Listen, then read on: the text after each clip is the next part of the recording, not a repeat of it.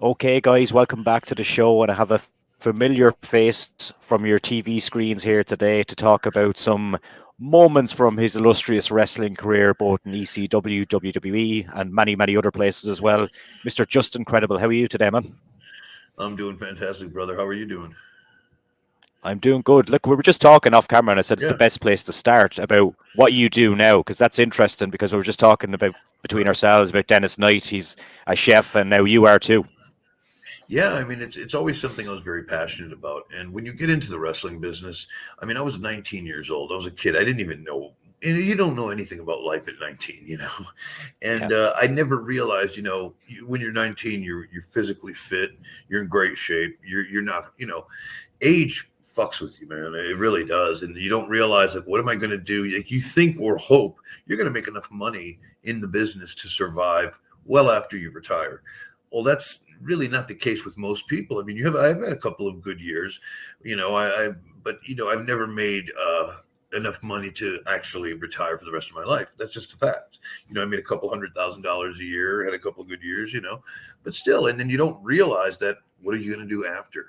And it took me a long time to kind of try to figure out, what am I going to do? I don't want to be a broken down indie wrestler for the rest of my life, going to autograph conventions and doing all that shit, which I do try to do sometimes, but yeah. there's not enough money in that. So I figured, why not follow something you love, and that's being in the kitchen cooking, and that's what I do now. I work, pretty much 7 days a week. Not really seven, but sometimes I get called in, and I work for a fine dining Italian restaurant here in Connecticut, where I live in the United States, and it's great, man. I mean, I work hard, but it's rewarding. It's really fun, you know. Yeah. When did you ultimately decide to hang the boots up? And do you reckon you've saved some years in your life by doing so? I try. I tried many times to do the retirement, air quotes, retirement thing, Yeah. but it never worked out because I'm 49, and I feel, although I'm not in the best physical shape as I used to be, like, I'm not in wrestling shape right now, but physically I feel good. I mean, I'm on my feet all day, running around, doing all kinds of stuff at the restaurant, so I feel well, healthy. It's just, it would take something, with me, when I'm wrestling, I'm all in. I have to be all in because it's something I'm so passionate about. I love with all my heart. And I just know that it's not a reality. I know there's not enough out there. Tommy Dreamer, who's a little bit older than me, has found his niche in Impact Wrestling. He's still doing it. He's the creative side as well. I never had that pleasure, unfortunately. So I kind of just had to say, look, I'll take a booking if it shows up. I could still do it. I don't know how well I could still. I think I could still pull it off fairly well without embarrassing myself at this stage in the game. But at 49, I just think it's just better to kind of move on and, yeah, at this stage, leave wrestling behind unless opportunities would come, which, of course, with all that's going on, I doubt that will happen. So, it is what it is. Yeah, you never know. You did make an appearance before in the Royal Rumble. If you got a call to do something like that, quick kind Oh, of of maybe course. cameo thing, would you do it? Of course. I mean, even though, people hear the Royal Rumble, you think you make a lot of money. They usually pay like 2,500 to 5,000 US dollars, which it's good, but it's not a ton of money. But I would do it just for being in the locker room with the fellas, hanging out, being in front of that wonderful crowd. Of course, I would do it, and in a heartbeat. Of course. Yeah, yeah. I've just got to flash up a little character from your past here that I haven't heard you Sure. talking about before. Love it. Does this guy look familiar? Yes, I barely, but yeah, that's a young Yeah, yeah. man right there. That's great. Is this Aldo Montoya character? Can you explain how that came about? I heard Yeah, online it said it was an idea from Pat Patterson or something. I just want to know the kind of story sure. behind it. Um, have you watched any of the Young Rock I or haven't seen any of it, but it's on okay? my list. Well, even Undertaker, like when you hear like some of those documentaries, or Steve Austin, like he was Mr. Frost and that kind of Yeah. stuff. That's what Vince was doing back then. He had all creative care. I have all these characters written up. So I was in the WWE as a jobber, doing work on Monday Night Raw, getting squashed, whatever, on the programs. And Mhm. the whole time they were looking for a Portuguese guy to fill the boots of Aldo Montoya, the Portuguese Man of War. That was already written up before I came Yeah. about. So I just happened to be in the right place at the right time. And Pat, I don't know if Pat came up with it, but Pat was the one that discovered that I was Portuguese, because Pat and I had gotten along really well, and him and I worked together on remember the fake Undertaker deal? Yeah.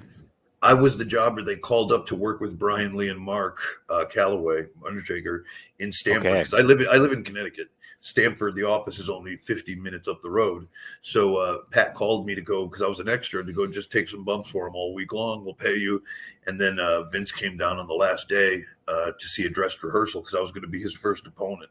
You know, they wanted to make sure it looked good and visually and stuff. So that's when Pat and I, you know, he found out that I was Portuguese, and then he pitched that to Vince, and that's how the ball started rolling. Once again, right place, right time, you know. Yeah, it's a lot of that in the business, isn't it? Just being the right. It really moment. is. Yeah, and that's all. You know, there's so many talented people in the world today, especially now in professional wrestling. I think there's almost too many, because there's only so many spots. Back then, when I got involved in wrestling in 92, 93, especially in the WWE, there were so few spots and not a lot of places to get them. Like the Hardy Boys were coming to do jobs from North Carolina, which is like 5, 6, 7 hours south of New York. So they would drive up to come do jobs, and that's how you got discovered. Scott Taylor, Scotty Too Hotty, he was from my neck of the woods. We would all come down together, and we were the next kind of crop. There was no NXT, the regional independent circuit, you know what I mean, the small regional promotions that once existed were all but gone. So there was no place to get talent. So this was kind of like, you know, our way of getting in at that time. Yeah, and Scotty was actually just recently wrestling in Ireland over here at OTT Wrestling. Oh, was he? Just at the end of last year, yeah. Oh, right on. Yeah. He looks great. He looks fantastic. I think he's 1 year. I think he's 50 now. He's a little bit older than I am, but he looks fantastic. Great guy too. Yeah, he hasn't aged anyway, I don't think. No, his sister and my brother used to date back in the day, so we know Scotty and his family very, very well. Yeah, I think he was actually over with his son, I believe. So yeah, that's nice. That's good to hear. Yeah. Nice. Yeah. Well, we touched on Patterson there and Vince. What do you think of the whole year of all this Vince stuff? It's been crazy, hasn't it? From affairs and whatnot. I mean, I don't know even what to really think, because I've heard so little about. I mean, I don't doubt that happened. I'm sure. I mean, Vince is a wild man. I mean, from what I know of him, just on a personal level, I mean, in what you hear of the stories, I mean, he's insane. But it's crazy. I feel that the WWE is no longer the company that I worked for back in even in the early 2000s. It used to be a family run business. And what I mean by that is, like, you know, if you really like his core group of agents, you know, what you call producers now, were guys like Tony Gurria, Rene Goulet, Sergeant Slaughter, you know, the Chief, Jay Strongbow, Patterson, all these guys were his right-hand men. Now you're just, you know, and they all worked for his old man, Vince Sr. Now it's like unrecognizable. You just have so many people in the business world there, and so many people that don't have that legacy to what the WWE really was. It's just a different beast. So I can't even answer to that. I mean, I have no idea, because I haven't been there in so long, but it's just a different product. It's just a different company. And I'm curious to see what Stephanie and Hunter do coming out of all of this. I haven't had any. Well, Stephanie actually resigned the other day as well. That's crazy. That's crazy. Interesting. Yeah. But when you say Vince is a wild man, is there any good Vince stories that you have about him having a drink or having a party with you guys, or anything that comes to mind? I just remember. Well, I just remember the story of Vince going into the bar with the boys, and, you know, getting drunk and taking everybody's finish. You ever hear that one? Did you ever hear that one? No, go ahead. Oh my God! So Vince, he never goes out with the boys. I think it was somewhere in Ohio.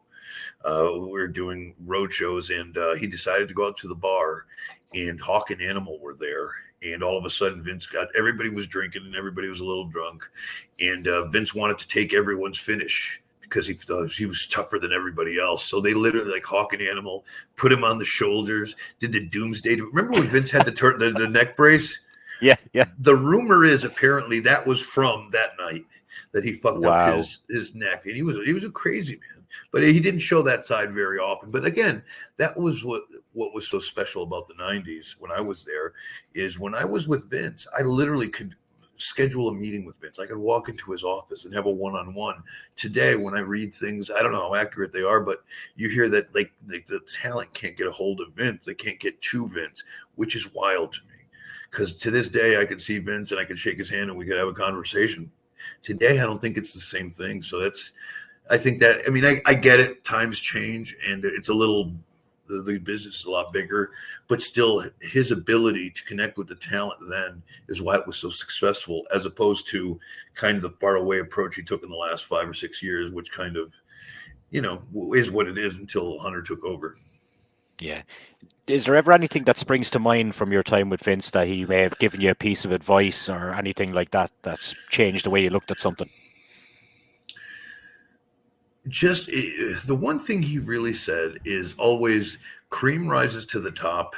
And these are his words, not mine.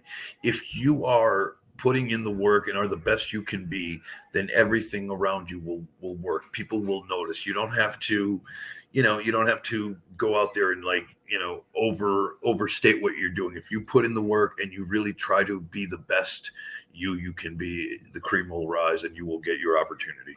Which I don't know if that applies in everything, but I understand his meaning of it. And and that was one thing I always took from him: just be yourself and be the best you can be and work harder. He was a maniac with work, just believed in the grind. So just work as hard as you can. Yeah. And when we talk about ECW, then obviously that's a very different kind of company. Was that your favorite kind of time in the business and favorite place to work? Oh yeah, for sure. In some ways, from a creative standpoint, and what I became, former world's champion, and you could equate it to the AWA, right? There were 3 major companies in 2000. It was WCW, ECW, and WWE. There were 3 champions. I was one of them. That's a huge deal. I had many pay-per-views that I was headlining on my back, and that was a nice accomplishment for me. Paul Heyman was great to work with. He was the devil in reality. Did you ever see the movie with Al Pacino? With Al Pacino and Keanu Reeves, where Al Pacino played the devil. Yes, I can't remember the name of it though. Yeah, neither can I. But that was Paul Heyman. He was that guy. He was the devil, but he made you believe in yourself. And I think that's what he wasn't a great booker, although he was decent at times and good at what he did.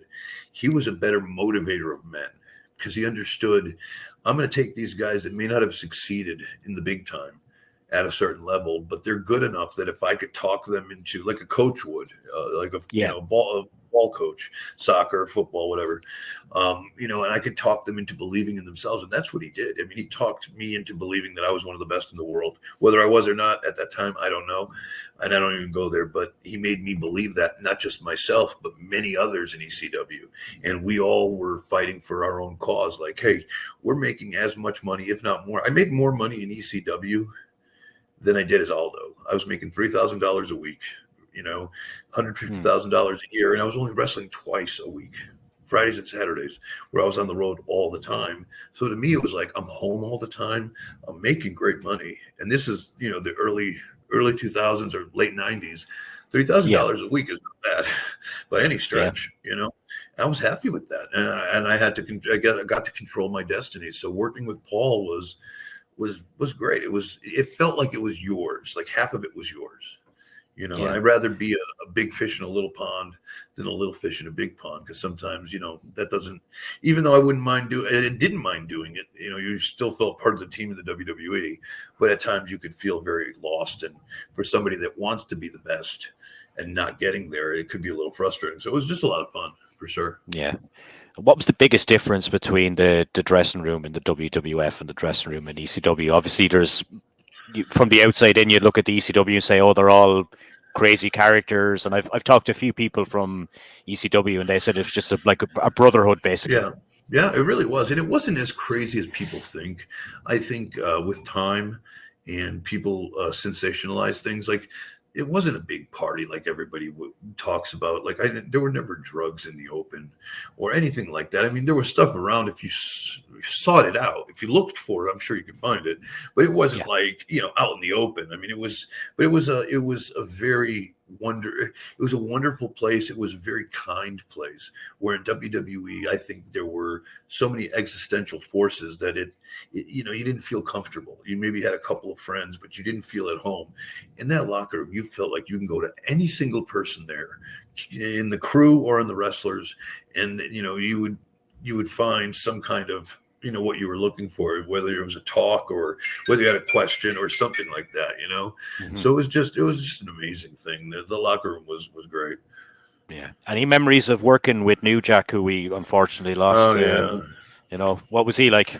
People see him from Jack, the outside to think he's a yeah, madman, he was, but he wasn't though. At the same time, he was a very kind person. That's what you don't see about him. He was, I think when people fell in love with New Jack, they I think people expected that from him, so therefore, that's what he became to them. But deep down inside, I Yeah. spent a lot of time on the road with him, just him and I alone, in a car. And he was just a kind soul, a little, sometimes like all of us, a little fucked up, but good guy, very good guy, humble guy, nice guy. I miss him. Yeah, I talked to him a couple of months before he passed away, because I was trying to organize a podcast with him, and his response, I'll always remember the last email he sent me. He was like, "Hell yes, I'm up for doing this. I love my fans," and I thought that was really cool. Yeah, that's awesome. That's really cool. Yeah. And just want to talk about when you came into WWE the second time. You were put with X-Pac and Albert there for a while. What was that run like? Did you enjoy that? I did. I enjoyed it a lot because Sean Waltman and I were always good friends, still are good friends. I just felt, and I think it was because of the invasion angle, because at that time when we first started, WCW was not bought yet by the WWE. But shortly after, when we were already a team, we had beaten the Dudley Boys in a little feud we had as in our introduction. We were supposed to get the tag titles, and oh really?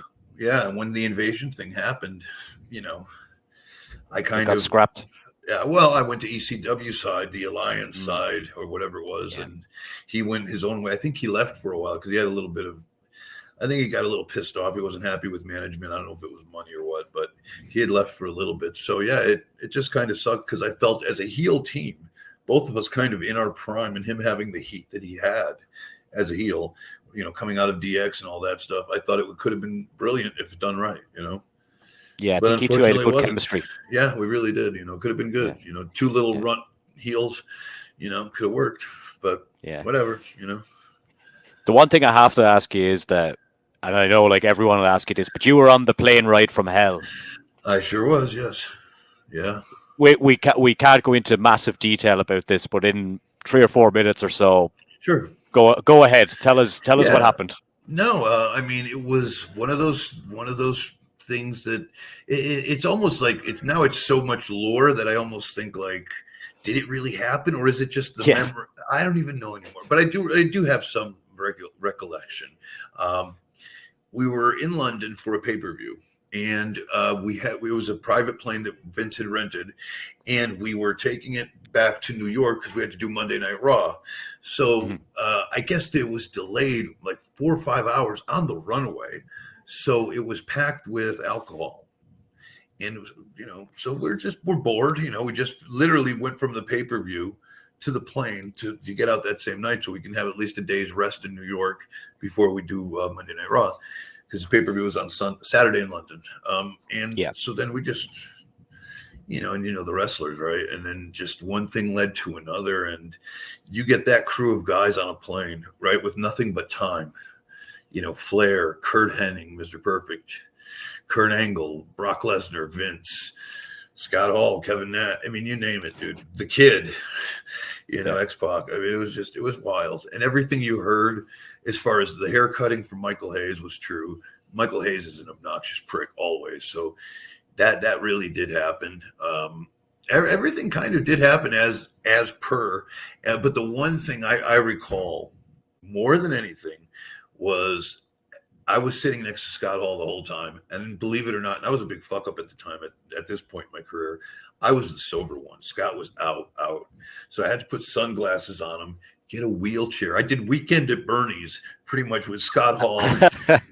Like he's dead. I have sunglasses on him and I'm wheeling him through customs myself. He's not responsive. Like he could be dead. Nobody knows. And all of a sudden I see Jim Ross, like as we clear customs, just looking at me with the hat going. And he was the talent relations head honcho, just looking at me like this. And I'm sitting there and I'm just like, what do you want me to do? I'm here. I'm fine. But yeah, it was just crazy. It was funny. And was Vince like kind of in the middle of all this drinking with you guys, or did he sit He away? was. He was. He certainly was. But it wasn't as egregious as I think people let on. Yeah, There were a couple of things, but Vince normally does not sit with the boys, so I think that, of course, added to it for sure, because he was like right. yeah. If I remember, he was like 5 or 6 seats back on the right hand side of me. We were kind of up front, and a lot of the debauchery was happening in the back. Like Flair was all the way in the back with the robe. But yeah, it was just wild, man. It's one of those things that could probably never happen again. Did he ever try and control the situation, or did it just happen? Absolutely not. Absolutely not. It was his plane in his mind. Fuck it, I rented it. Whatever. Yeah. You know, So like at the one story, the time at least. Yeah, the one story that I always kind of find mad about that is it was Brock Lesnar and Kurt Hennig wrestling and nearly falling into the door. Well, Was that scary? into the door. They did fall into the door, but it's scary because especially if you have a fear of that shit. But realistically, that would probably take a lot of to really, because there's a lever there. You have to really pull. So it's just like, if you're just thinking, God, these two animals could literally pop this thing open, but realistically, probably not. But just the visual of it when you're in that area, you're like, holy shit. But again, it's like boys being boys. It just, these boys happen to be 250 pounds and fucking, former world champions at real wrestling. So who knows? Yeah. Was Undertaker on that flight, actually? I don't remember, but I think he was. And even if he was, Mark was always super chill, and he would never, ever be a part of that, for sure. But I think he was there, for sure. Yeah. Speaking of Mark as well, like, did you get vibes off him that he was the guy who kind of kept everything together in the locker room when you were there? Oh, for sure. Not in the early days, obviously, but in the late 2000s and 2006 when you were there. Kind of always, even in 1995 through 97 when I was there. Yeah, the whole time. I mean, he was the guy, because he was the guy mostly. Like, he was the man you went to on the road. He was always the main event. He was always a special attraction. He was always doing the appearances, where a lot of the bigger names, and there really weren't many bigger names in that period, didn't want to do it. He was the guy that Vince, kind of wheeled out for everything. So Mark had a certain respect. He was the hardest working guy in the company for sure for a very, very long time, and well respected. He was such a nice dude. He was no bullshit guy, not just no bullshit, not a mean spirit either. Not a bad bone in his body. Mm-hmm. If you're a good dude, he would rib you and fuck with you once in a while, but nothing malicious of any kind. He was a class act. To this day, I have a lot of great feelings towards him. Yeah. Did you ever, were you ever a part of his alleged wrestling court or anything like that? Yeah. When someone stepped out of line? Oh, absolutely. I got brought to wrestler's court once. And I don't think it was twice, but I know I had 2 incidences with Mark. One was, I think, and I'm pretty sure on a European tour in Germany, I took a girl that Lex Luger was courting. I kind of snuck in and took her, and Swooped. Sort of, young babyface at the time. So I don't know how I did that, but apparently the next day, Taker and Yokozuna, God rest his soul, I love Rodney, were sitting at the bar. And they had like a huge serving tray of Jack Daniels, like it had to be 40 shots in there. And he made me sit there and drink all of them with him. Wow. To kind of like, I guess I was talking shit when I was drunk and taking this, like, I got this girl from Luger, fuck you, just being a dick. And he kind of taught me my lesson. And then another time, I actually got presented in front of wrestler's court. I don't remember what I did, but, yeah, so I've had a couple of instances, but it was always done in fun. And it usually was Mark telling you kind of pissed the locker room off, like kind of, we like you, dial it back so you don't get into any more trouble. We don't, don't become a dick. That's what that was. Like, we like you, don't be a dick. Sometimes you can be, right? You don't know. Young kid, it's not like there's a manual, to follow. Yeah. So, it happens. Especially when you're on the road, like, and it's a party lifestyle as well at times. And then like people are always kind of saying, "Oh, it was crazy," but like music was like that in the 80s and 90s. Sure. TV, movies, it's all kind of relatable, you know, being on the road, having a couple of beers, waking up, going to the next town, and like it kind of catches up on you after a while, I'd say as well. Yeah, for sure, and it certainly does, and especially too when it stops being fun. Because there was a time where it stopped being fun. I'll tell you a story that I haven't told many people, and this is what really made me. This goes back to Vince McMahon, and I've not told this to many people. It's in my book, which I'm not trying to even promote, but.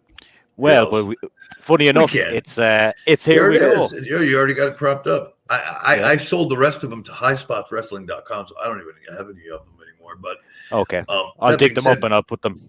Them underneath this video. But it's a cool story because it was me, Sean, Razor. We were out somewhere and we were doing blow. We were doing coke all night, and I got back to the hotel room. And I don't know if it was Hunter, somebody called and said, like, there's going to be a piss test tomorrow. This was Saturday night, show Sunday. There's going to be a piss test because they were doing random tests. I freaked the fuck out. I'm paranoid because I'm on the shit. And B, I'm young. I'm like 22, 23. I never really did this shit before either. So I'm freaking out. I don't want to lose my job. So all of a sudden, I'm like, I'm going to call Tony Gurria, who was the head agent where we were. And I'm going to tell him that something happened to my father. He had a heart attack. I got to go home. I can't make the town. So I called Tony Gurria at the hotel that morning, like 2, 3 in the morning. We get it fixed to where I could fly out first thing in the morning to go home to be with my father, who's had a heart attack and might be dead. Yeah. Which he's like literally like fine in bed. So I get home, haven't slept, nervous as fuck. I'm still living with my mom and dad because I'm single. I'm a young man. I'm on the road most of the time. I'm still living in the house I grew up in. So I go home. I just crash, go to bed. Literally 30 minutes later, my mom comes into my room, knocks on the door. And she's Portuguese, so she has an accent. Pete, it's Vince. It's Vince. It's Vince. Hello, pal. Hear what happened to your father. I lost my father. And, he goes on this. I'm like, yes, sir. Yes, sir. I'm sorry, sir. Yes, sir. And I'm just sitting there like, oh my fucking God. What did I just it worked. I didn't get in trouble. I didn't have to go to the towns. I missed Monday Night Raw that week, but wow. Don't do drugs, kids. And did the never piss, did it again after that. No piss test. Did the piss samples? Oh my God! After all that, no piss test. But I was just so scared. God forbid, right? Yeah. You'd lose everything at that point. Just don't do drugs, man. That's fucking bad. One man that divides opinion you fought in 2006 in his ECW WWE debut was CM Punk. Yes. What's this guy like, man? Because you hear like so many people saying this and that about him. Is he reserved? Is he a dick? I don't know. Like, what do you think of him? The 2006 CM Punk I got was wonderful. He was a wonderful kid. He was just happy to be there. I guess I ran into him in ROH because I had done some early Ring of Honor stuff in 2003 after I got let go by WWE. So we came, but I didn't like, you don't, when you're a star, you don't remember like the young kid coming up. So I didn't really know him. But when I found out I had to work with him, all I remember is Paulie coming up to me and saying, this kid's going to be the shit. He's going to be the next big thing.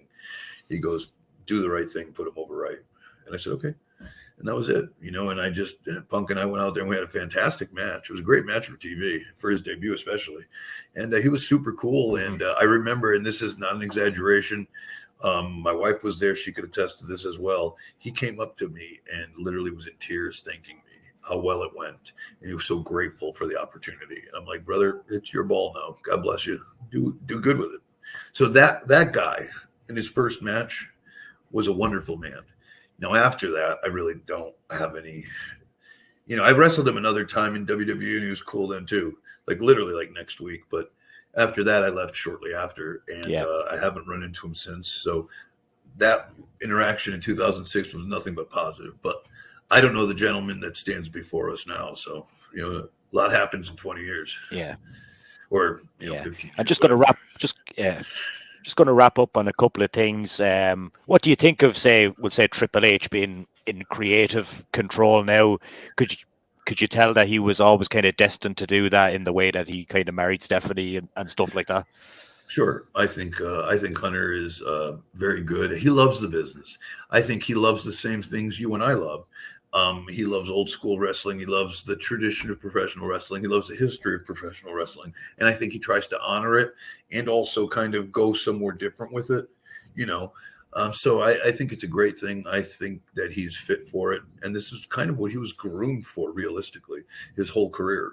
So I think it's a positive for the WWE to have Paul there in that situation. I really do. I couldn't find a better guy to do it, you know, because he's well disciplined. He doesn't drink, doesn't smoke. Everything is about, you know, the job in front of him. He's like a cyborg. So I wish him well. I really do. He's always good to me, so I can't complain, you know. Mm-hmm. We're just going to flash the book up on screen again. Just the Dream 2. We're just going to wrap up by talking about the book and just tell me how it came about and like how much work you had to put into this, because I know it's a big deal getting something like this done. Sure. The opportunity just came to me from a gentleman, Kenny Casanova, who's done many wrestlers' books, Tito Santana, Jimmy Snuka. I can go on and on, but he's done a lot of wrestlers' books. And it was an opportunity just to, just to tell my history. It's basically just, from beginning of my life where I fell in love with wrestling to, my adolescence to the end. Well, I hate to say the end, but till now. I certainly hope there's a lot more in life, but, it was just a way of kind of filling in the blanks, telling some cool stories that I never got to tell in podcast form or either, because you don't want to put anybody on blast video wise, because nobody deserves to get called out, but there were so many little stories that I could tell of interactions I had with many superstars that would be fun. I just don't want to, but I did in the book, I kind of hinted at it. So there's some nuggets in there. It was just, again, just a little autobiography on what I've done from then till now. And it's a nice little read, easy read for sure. Yeah. Are you proud to have a piece like that to kind of just looking on your shelf? That's my career right now. Yeah, it is. Listen, if you would have told me in 1992, when I had my first match, October 16th, 1992 in Calgary, Alberta, Canada, that was my first ever match. If I was going to write a book and have a, former world champion, former world tag team champion, be in the WWE, be all over the place, all over the world, I would have said, you're crazy. So to me, I'm so blessed. I'm so grateful. Just to be talking here with you, I'm grateful. So it's been a wild ride. No, I'm serious. It's wild, Yeah. Because every day I have to go. Nowadays I'm so disconnected from the whole thing that I live like everyone else, man. I go to work, I work hard, and you kind of shut that part off of you unless somebody reminds you. And once in a while you're reminded, and you can kind of stroll back down memory lane once in a while. So it's fun, Do you ever get recognized in the job? I do, which is crazy. Yeah, but you do the best you can. I look wild. I got to shave. Sorry, long hours. I don't want to shave. The last thing I want to do, but I will soon. Anyways. Yeah. But that's it. Look, man, absolute pleasure to have you on the podcast today. Hopefully, it wasn't too painful for you. No, it was really wonderful. Appreciate your time, man. I could talk to you forever, brother. It was very fun. Thank you so much for being wonderful. Yeah. I think what we'll do is, man, we'll get you back on maybe towards the end of the year, and we'll do maybe a Q&A, get some fans involved. And I think they'll like that. So thanks very much, man. All right, man. Thank you so much.